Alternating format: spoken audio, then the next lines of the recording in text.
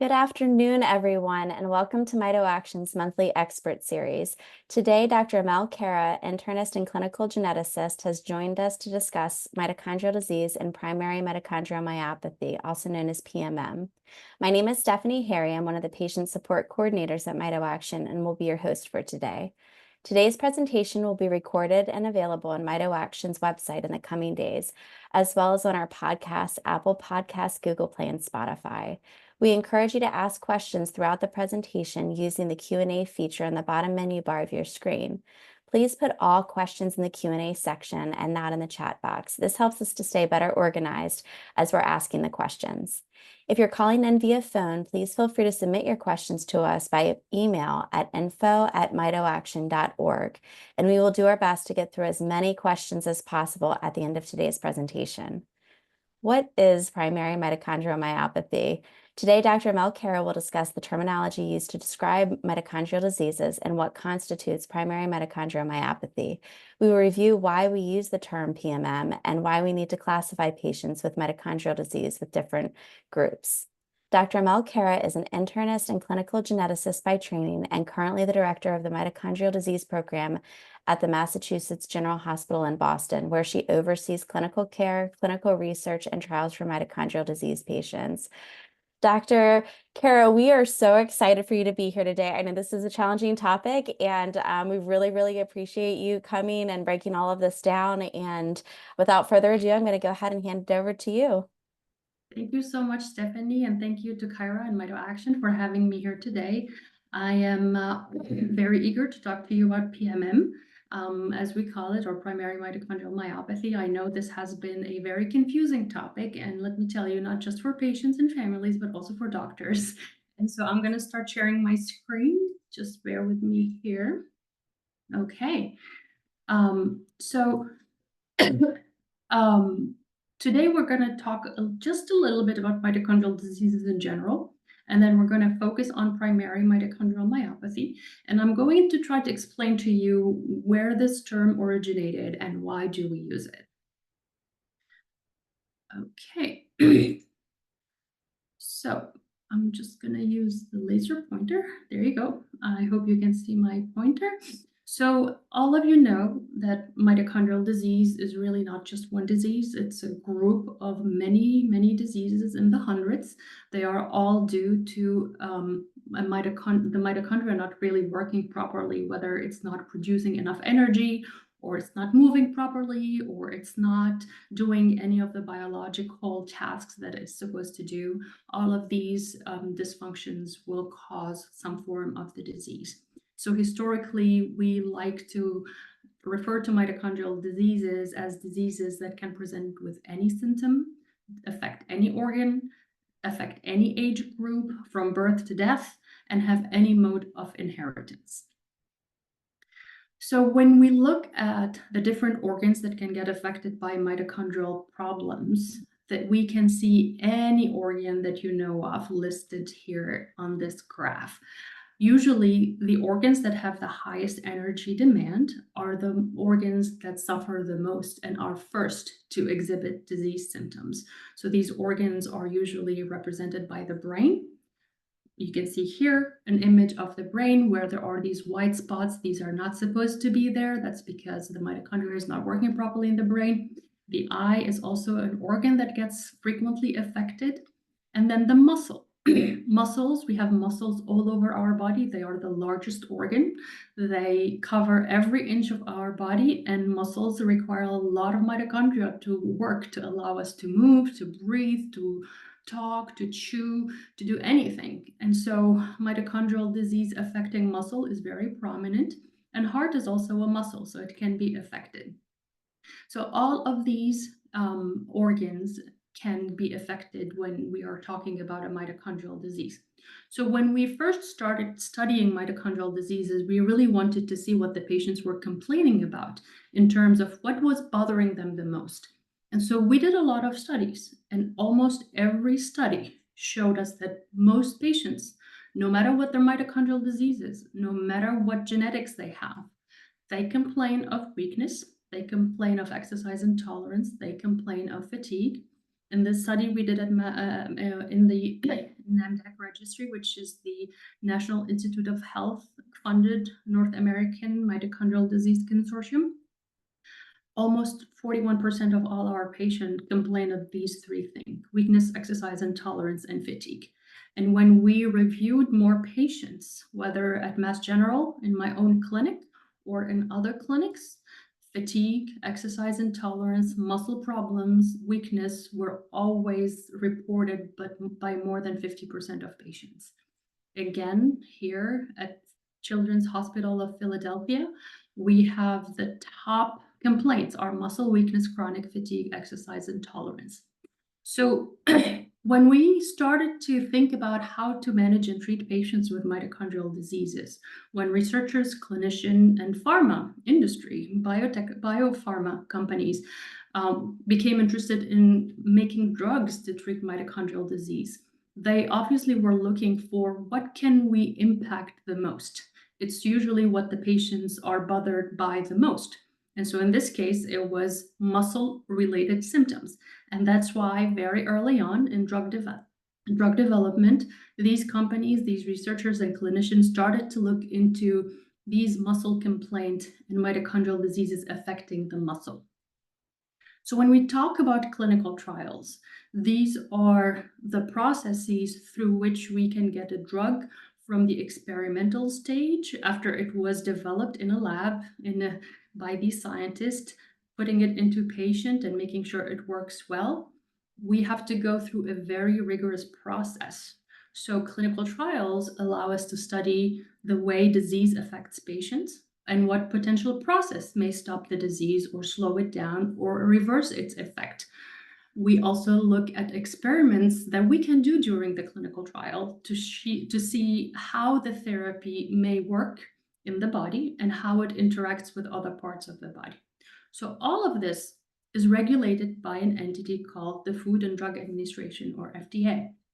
So when we a decade ago started thinking about developing trials for mitochondrial disease, and that we decided that we wanted to target muscle symptoms, the FDA came to us and said, you cannot just target muscle symptoms altogether. You need to be very, very specific and very targeted, and you need to look at patients that have a lot of these muscle issues. So you cannot just take any mitochondrial disease patient who has some muscle complaints. They really have to have primarily muscle involvement, because only that way, if we really concentrate the patient population that we are studying to patients who have very similar disease, that we could do all these things that we have to do when we study clinical trials and studied experimental drugs.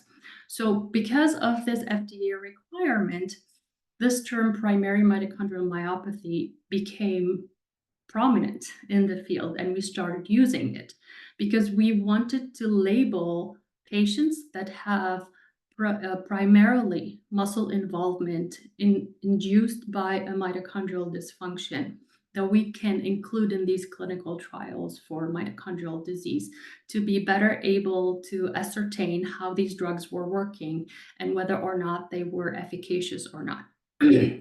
So because of this, a group of mitochondrial disease experts came together and developed something called the Consensus for Primary Mitochondrial Myopathy Definition.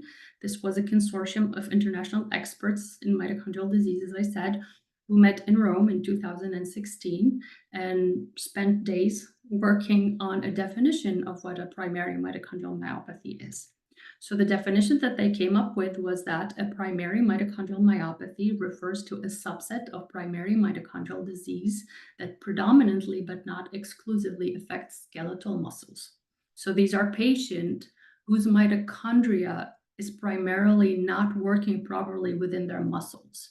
And remember what I said, muscles, we have muscles all over our body. We have the big skeletal muscles. These are the muscles that allow us to move, to jump, to run. We have smooth muscles that line our intestines, that help our digestion. We have smooth muscles surrounding multiple other organs. And we also have a heart that is a muscle. So how does this translate into the clinic, and how does that affect you as a patient? So primary mitochondrial myopathy, because they affect the muscle, most patients will present with symptoms that are muscle related. So these symptoms include muscle weakness and fatigue. So a lot of patients will complain about not being able to move properly, not being able to take up the stairs. They have to hold on to the railing. They cannot go down the stairs. They have to hold on with both hands. They cannot stand up from a seated position. They have to hold on to the seat handles, or they cannot wash their head because it requires that they lift their arms and for a prolonged period of time, and their arm muscle get weak and they can't. So multiple day-to-day activities become difficult because of that. Fatigue is really, really common. A lot of patients complain of fatigue, and fatigue can just live with you all day long. You wake up tired, your fatigue gets worse over the course of the day. It gets even worse every time you try to exercise or do something else, but usually it gets better with rest. Some patients complain about muscle pain. We call that myalgia in medicine. So muscle cramps, muscle pain, muscle stiffness. Paralysis is very rare. So most patients don't have paralysis, especially in the adults. And exercise intolerance. This is really when you start getting short of breath or having cramps, really needing to stop once you start doing some physical activity because your body's telling you, like, I can't really do this. You really have to give me a break. Other symptoms we can see when patients have a mitochondrial myopathy can vary depending on the muscles that are involved. So a lot of the time when there is mitochondrial myopathy, the eye muscles get involved. We don't think a lot about muscles in the eye, but the eye globe is actually covered with multiple small muscles. And these muscles are actually very, very active because not only do they allow us to move our eyes so we can look in all direction, but they also help us lift our eyelids. And so imagine in the morning when you wake up, you open your eyes and your eyes stay open all day long. And that's muscle really working really, really hard. And actually, the muscles surrounding the eyes are very, very rich in mitochondria. And that's why when the mitochondria is not working properly, the muscle eyes are one of the first ones to exhibit symptoms. So what can happen if your eye muscles are become weak? Well, first of all, you get droopy eyelids. So we call that ptosis. And second, you have trouble moving your eyes into several directions. Sometimes both eyes get affected, sometimes only one eye gets affected. Sometimes the eyes move in separate directions, so they are not coordinated. And when that happens, you start seeing double because the image that is getting to your brain is coming from two different eye directions. So your brain gets confused and you see double. You can get facial weakness. So our face has a lot of muscles. That's why as we age, we get a lot of droopiness.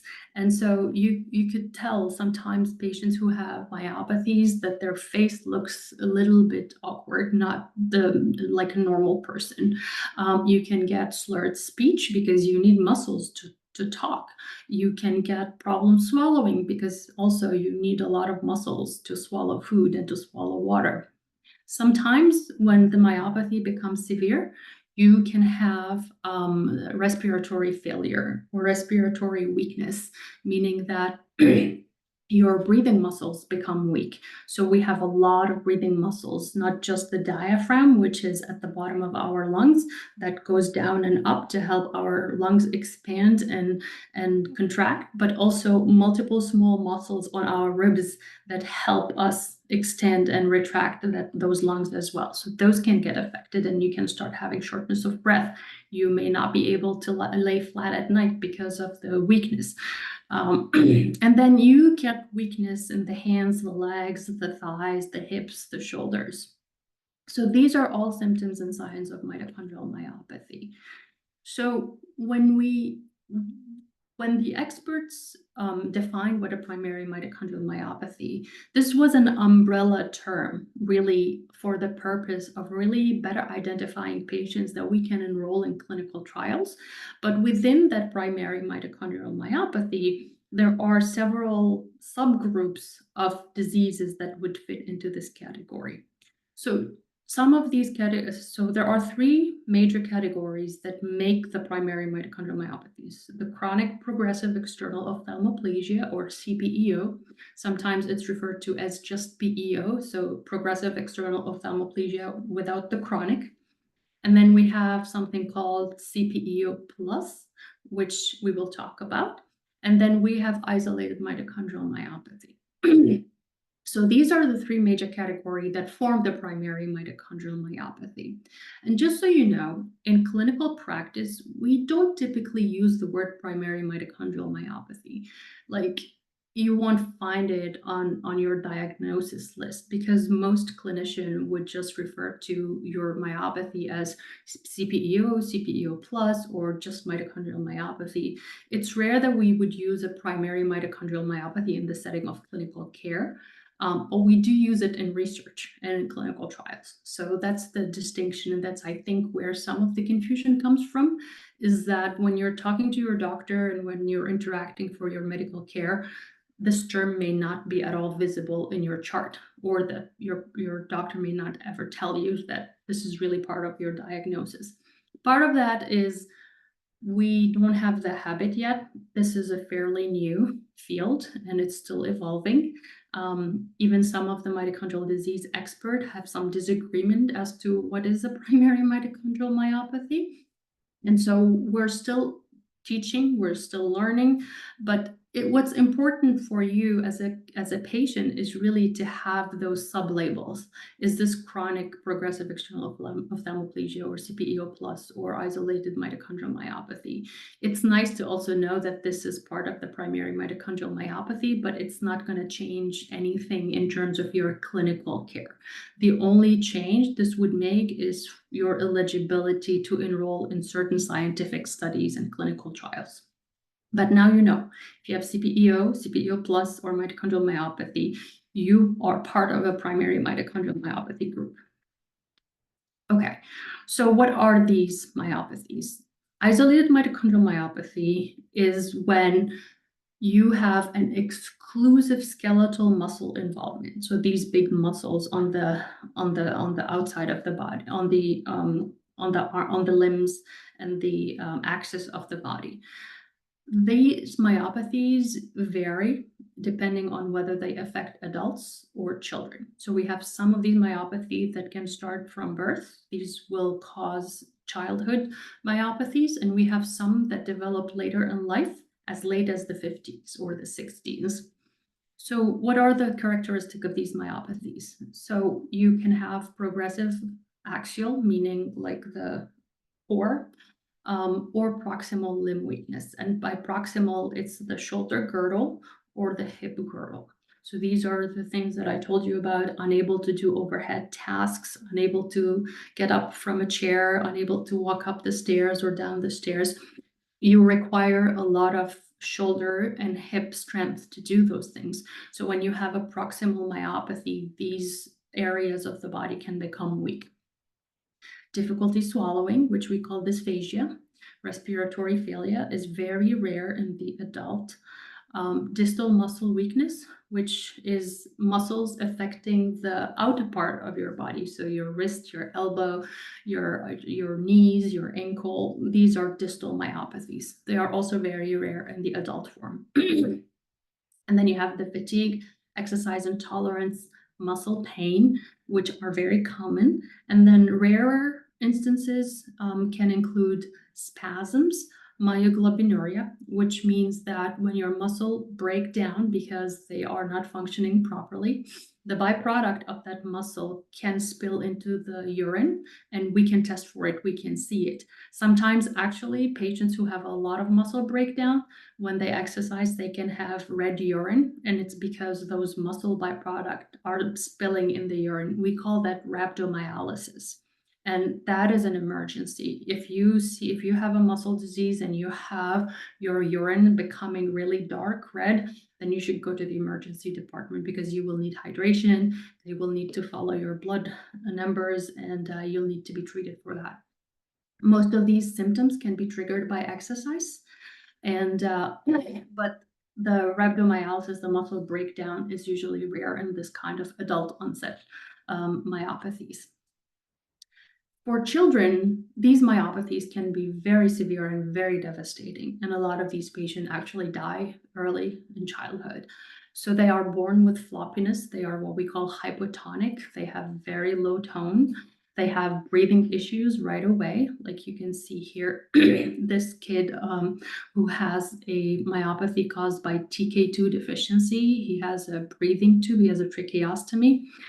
He cannot breathe on his own, so he's hooked to this ventilator. He cannot move at all. He cannot lift his head. He's so weak, he cannot lift his hands, his feet, so they are usually bedridden or wheelchair bound. And this myopathy is pretty progressive, so it can rapidly get worse. They can have also abnormal reflexes. They have difficulty swallowing, so they are fed by a G tube, and they have muscle weakness all over their body. They can also have spasm and myoglobinuria with muscle breakdown. So as you can see, the childhood onset forms are really much more severe and much more different than the adult onset.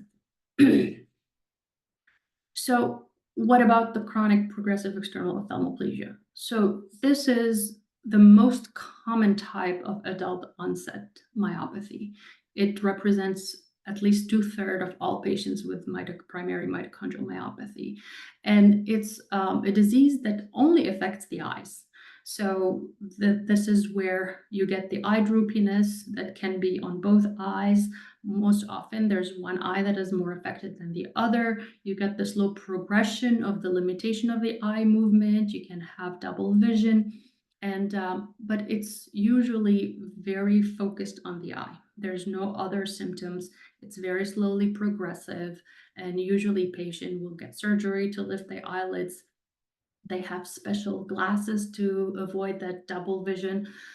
And this is the most common form of primary mitochondrial myopathy. This is a patient who has a CPEO, as you can see here. So he's being told to look in different directions, but as you can see, he's unable to. His eyes are always looking the same way, even if he's still being told to look to the right, to the left, up and down. The only movement he can do is looking down. You can see the white of his eyes when he looks down, but he can't look to the right, he can look to the left, he cannot look up, and he has the droopiness more so on this side of the eye than this side. So this is the typical patient with CPEO. And then we have CPEO plus, and we added the plus because these patients will start off as having CPEO, but over time they may develop some other features, including other skeletal muscle involvement, most likely proximal and not distal, so hip, shoulders. They can get fatigue, they can get exercise intolerance and some muscle pain. In very, very advanced cases, they can develop difficulty swallowing and very rarely respiratory problems. So we call that CPEO plus. Okay, so what causes these primary mitochondrial myopathy? And another reason why we call them primary mitochondrial myopathy is because they have to be genetically confirmed. So you may have been diagnosed many, many years ago, and you may have had a muscle biopsy, and you may have been told that you had a mitochondrial myopathy because when they looked at the muscle tissue, they saw that the mitochondria did not look as normal as it should be. And the report might have said muscle biopsy consistent with a mitochondrial myopathy. That was what we knew 20 years ago, 15 years ago, 10 years ago. But what we know now tells us that a lot of people have abnormally looking mitochondria on their muscle biopsies. And so just because you have that, it doesn't mean that you have a primary mitochondrial myopathy, because what you have could be secondary to other processes that we will talk about. So a primary mitochondrial myopathy has to be genetically confirmed.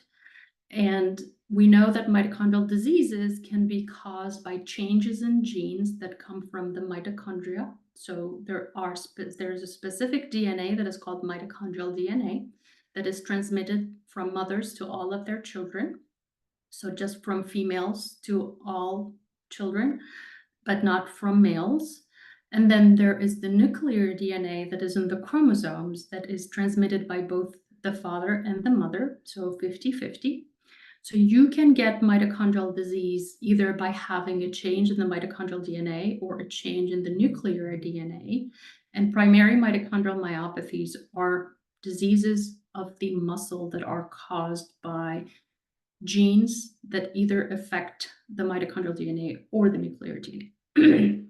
So most common are what we call sporadic cases. So these are random DNA changes that happen by random chance. There's no inheritance.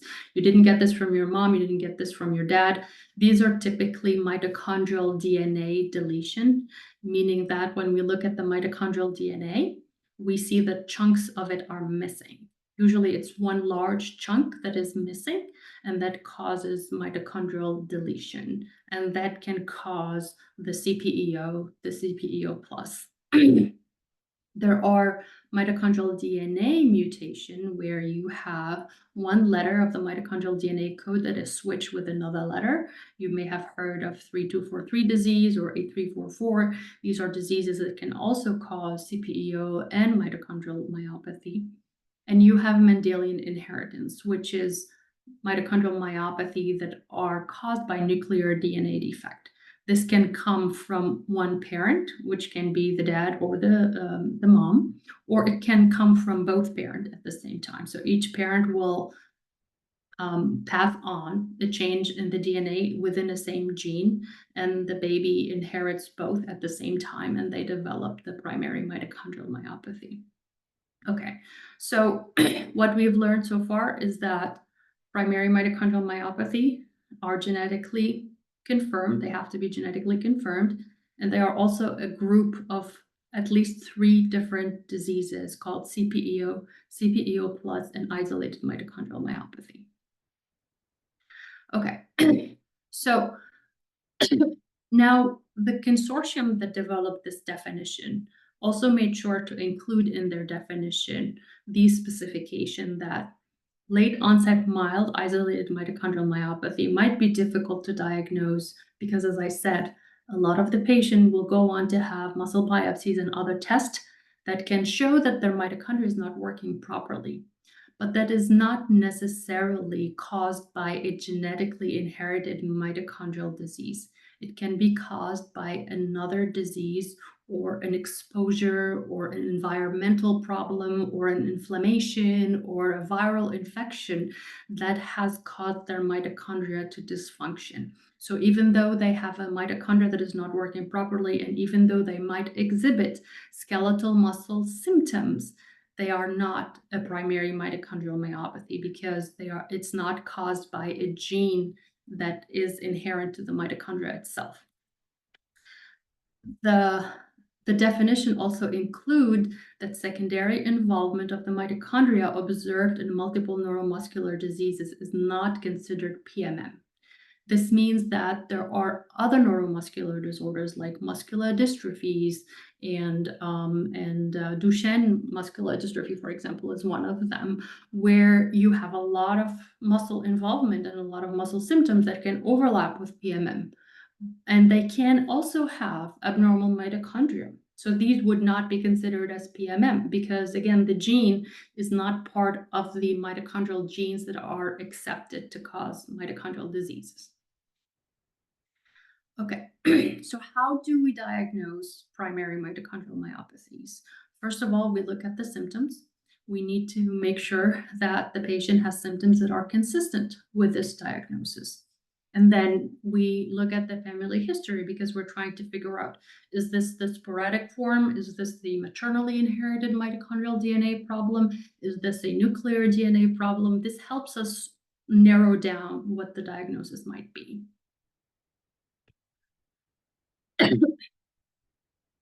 So then we do obviously we do examine the patient to confirm these symptoms.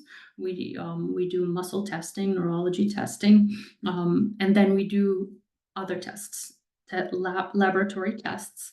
So we can do a blood test, urine test, and we can also look at the cerebral spinal fluid. Rarely, though, for myopathies. What we are looking for in the blood is something called the CPK or the CK. This is the muscle breakdown byproduct that we can measure in the blood. It can be high in mitochondrial myopathy, but it's usually not that high, and it's usually normal as well. And so having it normal or having it slightly abnormal is compatible with this diagnosis. The CK level is usually not as high as what you see in muscular dystrophy like Duchenne, where it's in the thousands. These are like a couple of hundreds points higher than the normal range. A lot of people give a lot of stock to lactic acid being elevated, but lactic acid in mitochondrial myopathy is not really very diagnostic because it can be normal. In most cases, it's normal. And one point to make is that everybody, normal people, when they exercise, their lactic acid goes up. So it's a normal physiological response. So when you're being tested for lactic acid and you've gone to your doctor's appointment and you had to walk through the parking lot and walked up the stairs or down the stairs, and you've done some physical activity and your lactic acid is slightly elevated, it doesn't mean that it's a measure of any disease. It can be just a normal physiological response of your skeletal muscles. So there is also new tests that we can do, something called a biomarker, which is called the GDF15 for mitochondrial myopathy. So a biomarker is usually a blood test or a urine test or some other test that when you do it and it's positive, you can say with some level of confidence that this is related to this disease. We haven't found that good biomarker yet for mitochondrial diseases, but we came close with GDF15. So GDF15 is a test that we can do in the blood, and usually we can see that it's elevated in mitochondrial myopathy. Not all mitochondrial myopathy, but if the symptoms fit, if the physical exam fits, if the test fit and there is a slight elevation in GDF15 or high elevation of GDF15, we have to consider a mitochondrial myopathy as the underlying cause. We typically do all sorts of other tests as well, because once a patient presents with muscle complaints, as I showed you at the beginning, all mitochondrial disease patients present with muscle complaints. And so we have to make sure that it's not just muscles, that we're not missing anything else, because muscle can be the prominent piece, but they can also have other organ involvement.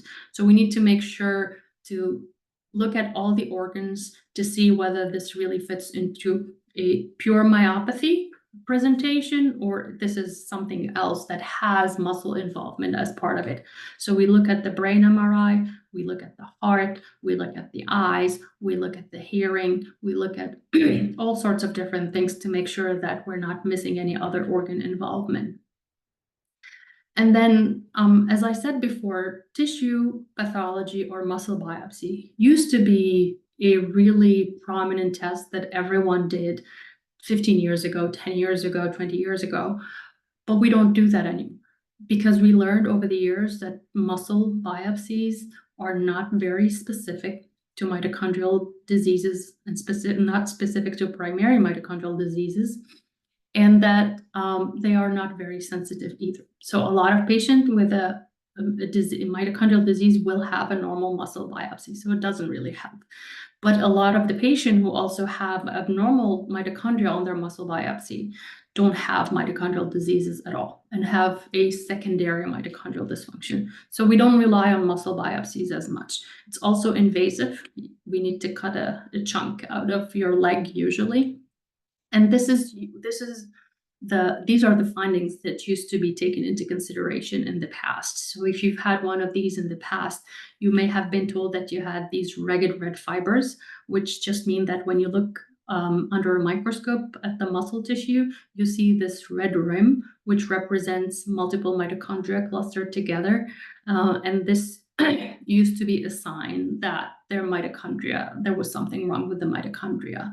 But the thing that pathologists don't always tell you is that as we age, we all develop ragged red fiber. It's a normal process as well. So you have to have a lot of these before they can reach the level of being concerned that they might be a part of a mitochondrial problem. Also, people who don't exercise regularly, who are sedentary, they can have a lot of mitochondrial problems. So these are also other stains that we do to look at mitochondria, like the COX or the SDH stains. These are electron microscopy, so that these are very high magnification, looking at the mitochondria. So you could see here these black entities are mitochondria. They are elongated here, like slugs. Here they look like roads, and here you see the muscle fibers, these elongated fibers, and here you see the mitochondria, which are darker. So all of this can be done, but we in mitochondrial medicine, we stop doing this on a regular basis. We very, very rarely do muscle biopsies nowadays, because most of us rely on genetics now. We, as I said before, mitochondrial diseases are very complex. We have so many of them. There are 37 different mitochondrial DNA genes, and there are more than 400 nuclear genes, and there are another 1,500 genes that can impact the way the mitochondria work. So you can imagine there are many, many genes to look for. And we have been lucky over the last decades that genetic testing has evolved a lot. So this curve shows us how, when the first mitochondrial mutation and gene were discovered in 1988, we were only able to look at one gene at a time. And then we started increasing the capacity. We were able to look at all the mitochondrial DNA in green, and then we started looking at nuclear genes here in orange. And then we started looking at the whole DNA, both mitochondrial and nuclear. So this is the whole exome sequencing in pink. And now in the past 3 years, we started doing whole genome sequencing, which is even a step further, that looks at all the letters of the code, the ones that we know can cause disease, and even the ones that we don't know what it's doing. We look at everything. So because of this, we have been able to diagnose a lot more patients. We have been able to confirm or redirect the diagnostic odyssey for those patients who had muscle biopsies in the past and were told they had a mitochondrial myopathy. But when we did genetic testing, we were not able to confirm that, or we diagnosed them with something else that was not mitochondrial at all. And so it's very helpful to do this genetic testing in this era. And the only way you can get a formal diagnosis of a primary mitochondrial myopathy is to have this type of genetic testing done. Having said that, despite all the technological advances and all the tests that we are able to do, we are still not able to diagnose 100% of all patients that we see. So this table shows you all the, the studies that have been done using either the panels or the exome sequencing, and you can see the highest yield of finding a diagnosis is 70% in children who have a very striking mitochondrial disease pattern. So even with all the genetic testing we have available, we are still not picking up everyone who has a mitochondrial disease. And that's because they either don't have a mitochondrial disease, or because they have genes that are yet to be discovered that we don't test for yet, or at least that we cannot interpret when we test all their DNA. So what do you do if you are in doubt, or if you were told that you had a mitochondrial myopathy in the past and you want clarification? So we have a mitochondrial care network in the US. These are mitochondrial medicine centers that are certified by the Mitochondrial Medicine Society and are supported by MitoAction and the UMDF. This is the website, www.mitonetwork.org. We have multiple clinics, sadly, on the coastal areas of the US and not too many in the central area of the US. But if you are in doubt and wanted to have some clarity as to what you have and wanted someone to look over your chart and tell you if you fit into this category of primary mitochondrial myopathy, you can go on the website and call the site that is closest to where you live. And the waiting time might be long, but someone will see you eventually. Okay, so once you have a diagnosis of a primary mitochondrial myopathy, how do you treat it and how do you manage it?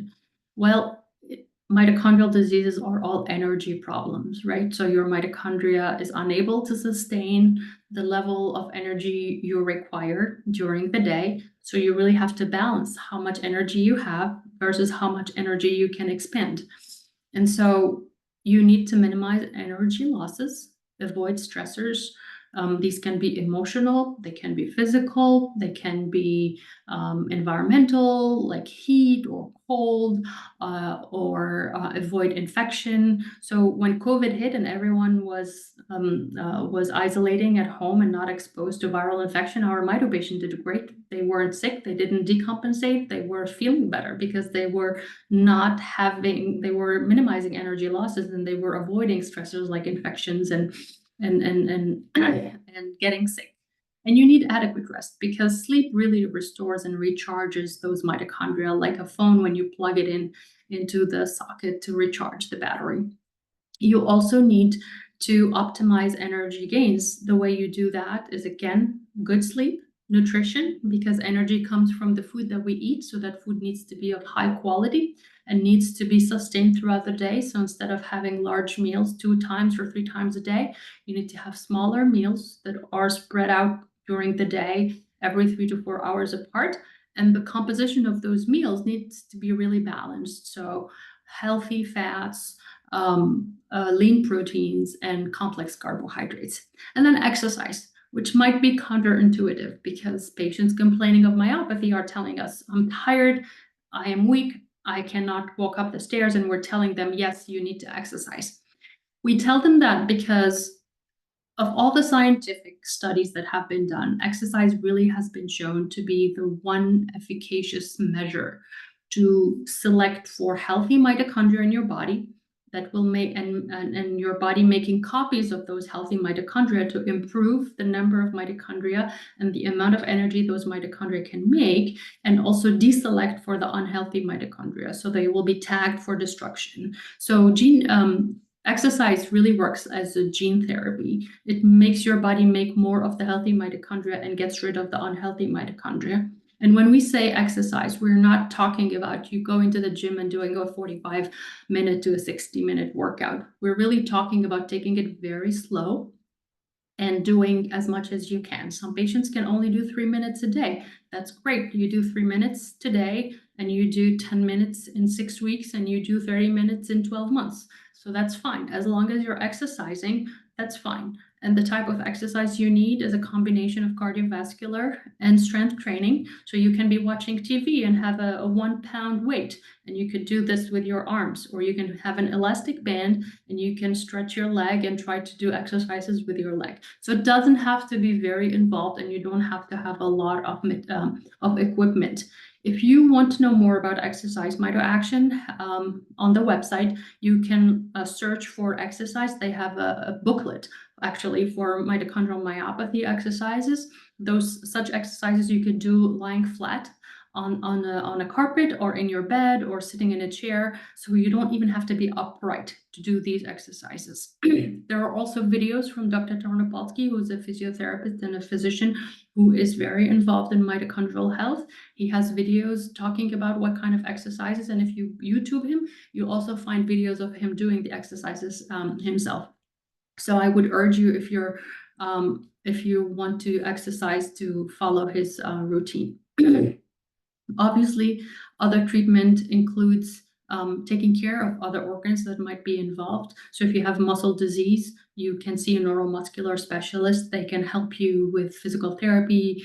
They can help you with services and support if you need a wheelchair, or if you need a walker, or if you need any home-related improvements to make your life easier. We have to also support the whole body, and making sure if you have CPEO plus that we take care of the other organs that are involved. And finally, we tell patients to avoid environmental toxins, so alcohol, smoking, some medication that can worsen the muscle. There aren't too many medications to avoid, but if you have a myopathy and if you're undergoing anesthesia, the anesthesiologist needs to know about this because they will use a different combination of medication to sedate you or put you down so that you don't stay out for a long period of time and you don't get more muscle weakness and muscle symptoms.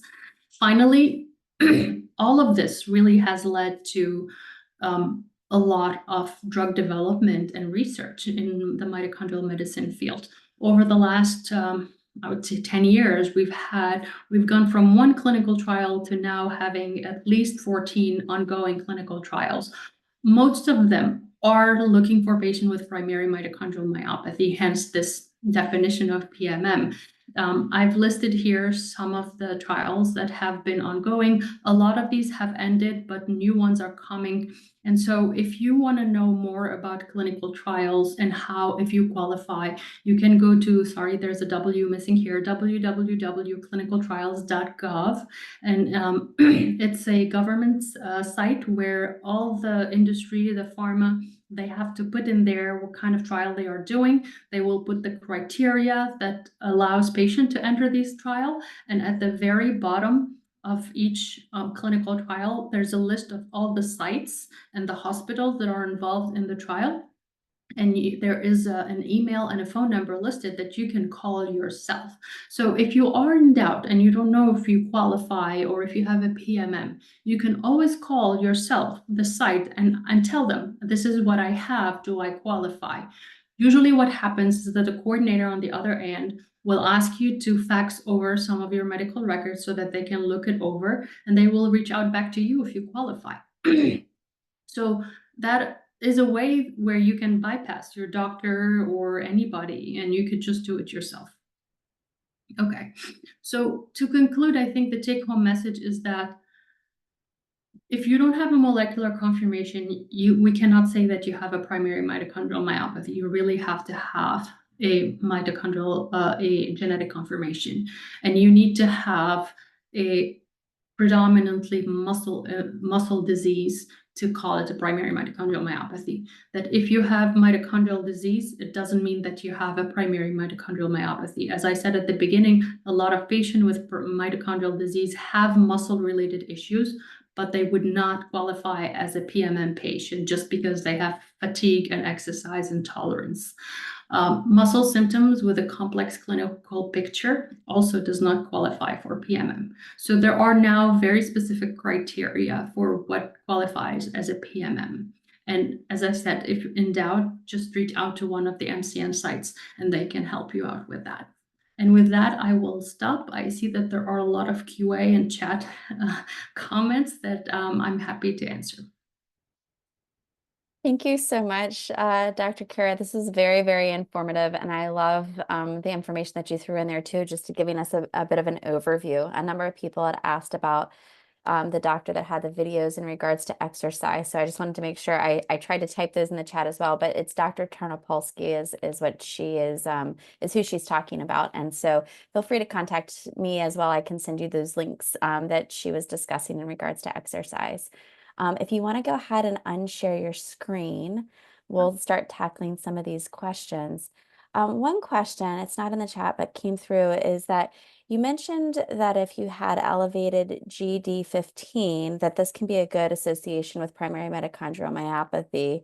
But what if your GD15 is increased, you have a clinical picture that looks like mito, but no genetic confirmation? Can you still classify with PMM? No, you really need to have that genetic confirmation. And a lot of the time, the GDF15 can be elevated for other reasons. That's why I said we don't have quite yet that great biomarker that if it's elevated, we can say for sure that someone has a mitochondrial disease. GDF15 is an inflammation marker, so it can go up in patients who have an autoimmune disease. It goes up in patients who have diabetes. It goes up in patients who have heart disease. It goes up in babies, it's through the roof. In children who are like neonates, newly born, it's really, really high. So if you have just a pure muscle disease and nothing else, and you have a GDF-15 that is high, it means that your mitochondria is not working properly, probably. And from there, you'll have to still get that genetic testing to confirm it. So unfortunately, you cannot just say by having an elevated GDF-15 that it's a PMM. Okay. And what about NARP? Would NARP would be one of the classifications if you have a genetic confirmation of NARP, or is that No. sometimes? No. No, NARP is a neuropathy, ataxia, and retinitis pigmentosa. There's no mention of muscle in the acronym there. Usually these patients don't have primary muscle involvement. So because they have neuropathies over time that can affect their muscles, but they don't have a muscle disease to begin with. They are not part of PMM. Okay. So another patient asked, she mentioned the eyes multiple times. I have double vision. My twin is drooping eyelids. All the doctors so far have acted like this wasn't connected with mito. Why? So it's really hard with the CPEO because we do have all of us in our clinics patients who come in with your typical CPEO presentation, and we do all the genetic testing and we cannot find the gene that is responsible. That's why I said even with the best genetic testing, we still are not diagnosing everyone. So for CPEO specifically, we know that a lot of nuclear genes are involved, and we know that we haven't discovered all of them yet. Right now, we know of 19 nuclear genes that can cause CPEO, but because we have so many patients who have CPEO without a genetic diagnosis, we believe that there are many more genes to be discovered. So unfortunately for now, you would have a diagnosis of CPEO, but it would not be a primary mitochondrial myopathy yet because there is no genetic confirmation. But you still have CPEO, and you would still, and mitochondrial disease should be like the very first diagnosis to think about. And I think in the future, as more genetic testing becomes more interpretable, we might be able to give you an answer. But if you haven't had genetic testing, you should definitely have genetic testing. And if your doctors are not linking it, maybe you should see a second opinion in one of the MCN sites. Okay, so this goes back a little bit to trials. So I know that you've in part answered this question, but I'm just going to read it in its whole so I don't mess it up. They ask, how important is it to have a confirmed diagnosis when there's no genetic confirmation of mito, yet everything else has been rolled out to explain my muscle weakness, exercise fatigue, and ptosis? Is a confirmed diagnosis going to make a difference in our ongoing care or quality of life? So in this case, a confirmed diagnosis would not make a difference right now in clinical care, because right now we don't have an FDA-approved drug that we can give you for a confirmed genetic diagnosis. But to enroll in a clinical trial, you have to have a genetic confirmation. And it's very frustrating, I know, for patients who have the symptoms and are very sure, and their doctors are sure that they have a mitochondrial disease, not to be able to be part of this trial because they lack the genetic confirmation. But as I said, clinical trials are a very complex undertaking, and they are very, very much regulated by all sorts of rules and demands. And we have to have genetically confirmed patient because we really want to get those experimental drugs to the finish line. And we will not be able to do that if we included everyone. And the FDA would not approve a drug if we enrolled patients that are not genetically confirmed, because they'll come back and say, how do you know these have mitochondrial disease? Maybe you're treating someone who has an environmental mitochondrial dysfunction. So we really have to be by the book.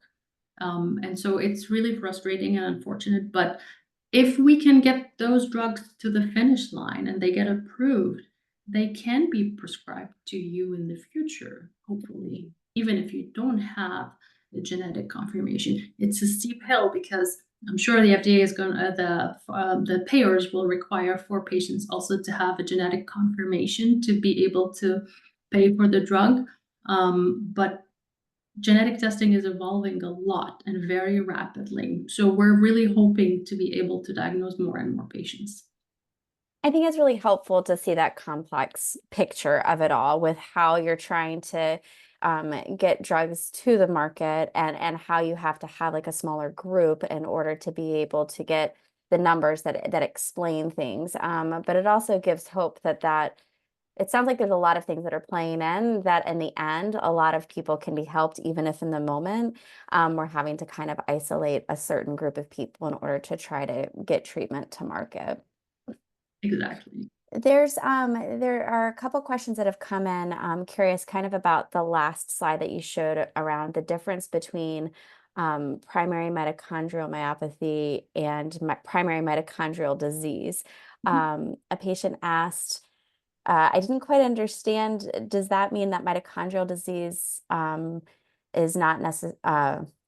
She said that she doesn't understand, does primary mitochondrial disease not necessarily mean primary mitochondrial myopathy? Did I understand that right? Yeah. So as I said at the beginning, mitochondrial diseases are a group of hundreds of different diseases, right? So we have 400 nuclear genes, 37 mitochondrial genes. These cause very different presentation of mitochondrial disease. So a lot of these mitochondrial diseases can affect multiple organs. So they are, and when they are genetically confirmed, we call them primary mitochondrial diseases. But not all primary mitochondrial diseases can be primary mitochondrial myopathy. Like the question we had before, is NARP a PMM? No, NARP is a primary mitochondrial disease, but it's not a primary mitochondrial myopathy because NARP is caused by a genetically confirmed mitochondrial gene defect that causes neuropathies, ataxia, and eye disease, but it does not cause muscle involvement. So it cannot be called a primary mitochondrial myopathy, yet it is a primary mitochondrial disease. Does that make sense? I know it's a lot of acronyms and it's a lot of labels, and patients get lost, and even doctors get lost with this. But believe me, it's really important to put these labels on as we navigate all the advances and all these research, because we need to use the proper terminology, the proper patient to get to the promised land where we will have a drug that is approved. And so it's very difficult to wrap your head around that. So any mitochondrial condition that is genetically confirmed can be called a primary mitochondrial disease. So PMM are primary mitochondrial diseases. They are just a subcategory of these primary mitochondrial diseases because they only affect muscles. I hope that makes sense. No, it does. And I think it'll continue to make more sense. Like the nice thing is that this is recorded, right? And so sometimes like you have to hear that several different times before it starts clicking. I kind of envision like this large umbrella, right? And this large umbrella is mito, and which has like hundreds and hundreds of diseases under it, right? But then underneath that large umbrella, you have smaller umbrellas that are connected to it. And that it's like primary mitochondrial myopathy is one of those smaller umbrellas that includes underneath that, several different things like Umbrella. CP. Yeah, yeah. Which there's a lot of umbrellas in our community, guys. But it's important because you can kind of, when you can subcategorize and you can kind of hone in on certain things like muscle weakness, or certain categories that you were talking about, symptoms that you were talking about. Another patient asked if the primary mitochondrial myopathy, can it affect the heart? So yes, mostly in the children myopathies and some rare cases of adult myopathy, but for the most, the heart is pretty well preserved in mitochondrial myopathies. We rarely see patients who suffer from severe heart disease because of their myopathy. It's very different from the dystrophies where you have enlarged hearts and kids requiring transplant or dying from their heart disease. In mitochondrial disease, is mostly the skeletal muscles that are involved. This is diverging a little bit from some of our discussion, but I want to throw it out there and see if you have a thought about it. This patient asked, does dysphagia always show up when testing, or could a swallow test come back as normal? So, good question. So everything in mitochondrial disease can fluctuate. So there are bad days and good days. And so most often, dysphagia, when it happens, it should stay there and it should not go away. But in rare instances, we have seen patients where their dysphagia can be more prominent on certain days where they are more tired or they have done more physical activity or they are sick with a viral infection. So their battery is so drained from that stressor that their dysphagia becomes more prominent. And on days where they are better off and they are not having any stress, their dysphagia can improve. So depending on when you're getting your swallow evaluation on a bad day or a good day, it may look like it's not too bad. And so we have seen that sometimes happen where patients complain about things and we're sure they have it, but on the day of the test, they feel well and they don't show as much problems on the test. I would suggest to repeat that to make sure that you're not missing a milder dysphagia. Well, that's really, really helpful.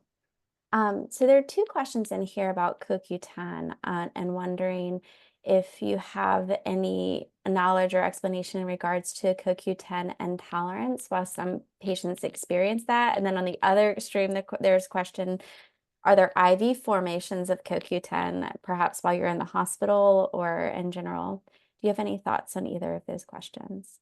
So the IV question is easier. There aren't IV formulation of CoQ10 right now. There is a pharmaceutical company working on an IV formulation. It still has to go through a trial. Hopefully, it'll become available in the future, but right now we don't. There's liquid CoQ10, and there are tablets and capsules, depending on the formulation of the coenzyme Q10, whether it's ubiquinol or ubiquinone. And the first question was about tolerance to CoQ10. Yeah, intolerance. This patient, it's triggered low cortisol symptoms, and I've heard of other patients having heart palpitations after they take CoQ10 or flushed, like almost like their blood pressure is doing something funny. So usually we don't see that much side effect from CoQ10 other than some sleep disturbances because it can increase your energy if you take it at the end of the day. So we usually recommend my patient don't take it after 4 p.m. There are some GI intolerances, especially in patients who take a lot of supplements, including CoQ10. We don't use high doses of CoQ10 to be able to see side effects from that. I don't know what doses they were using and what brand they were using. And so most of the time we use about 200 milligrams twice a day or 300 milligrams twice a day. Very rarely we go beyond 1,000 milligram a day. And so at those levels, there should not be any intolerance. One thing I would caution though is a lot of these supplements are considered dietary supplements. So they are not medication, they are not controlled. So depending on where you're getting your CoQ10 from, it may be mixed in with something else that is causing these side effects. It is not at all related to the CoQ10. That's why we try for genetically confirmed patient where insurance is amenable to pay to get these CoQ10s from compounding pharmacy and not have patient go like online and buy them because you never know where they're coming from. No one is really looking at what the ingredients are and whether they are safe. So first thing I would do is I would check where that supplement is coming from and try to not use that supplement. Try to buy something from a reputable pharmacy. Wonderful. All right, I know we're hitting time. I'm going to ask one last question, and uh, it, it goes back to the exercise comment. And they asked if you have trouble in tagging bad mitochondria, as I understand happens in RRM2B mutations. Is exercise also the way to select good and bad mitochondria since there's no way to recycle the bad ones? Yes. Yes. Okay. I know that was a lot, but they asked it twice, so I wanted to make sure that we got to that one too.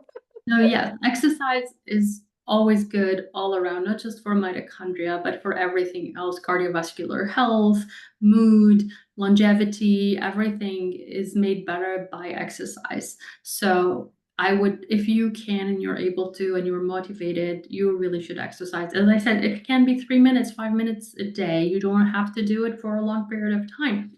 It can be 3 minutes twice a day. So whenever you are sitting down, not doing anything, you could just do some movement. That's exercise. And when the key is not to push yourself, to really, when you feel you're cramping or you're getting stiff or you're getting faint or you're getting short of breath, to stop. And then resume, and you will know over time what your limit is. And so never go over the limit. Never go to where you have to lay down and spend the whole next day in bed because you're so sore and so tired. That's not good exercise. You really have to feel better after you exercise and feel more energetic. And it becomes a learned automatic behavior. Like if you do it regularly for at least 4 weeks, then your body will tell you like, oh, you haven't exercised today. We really should exercise, and you will miss it. But you really have to start that process because your body will secrete a lot of great hormones when you're exercising that will make you feel overall good, regardless of what it's doing to your mitochondria. I think that's really helpful. I really appreciate you taking the time to break that down because I think sometimes as our culture, like we picture exercise as this thing that you have to do for a set amount of time or a set number of activities. And then when you're not feeling well, you have mitochondrial disease or other forms of chronic illness. This idea or understanding that, exercise might be a 3-minute window at a time, to like work within what your body's allowing you to do, I think is a beautiful concept and to kind of to start with that and to grow where you can, but not overexert yourself. So there's this balance that we have to play as a patient And nobody community. can tell you how much you should do because only you know your body well enough to know what your limit is. So that's why sometimes I'm wary about physical therapists because they're like, oh, come on, let's go, let's go. And they are thinking of a stroke patient who was at some level and then they are trying to get back to that level. That's not really what a mito patient is. So it's really do it at your own pace.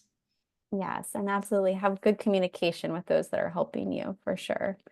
Thank you so much, Dr. Karaa. I really appreciate you taking the time to be with us, to explain this difficult topic, and for answering all of our questions. We really, really appreciate you. Thank you all. Bye. Bye.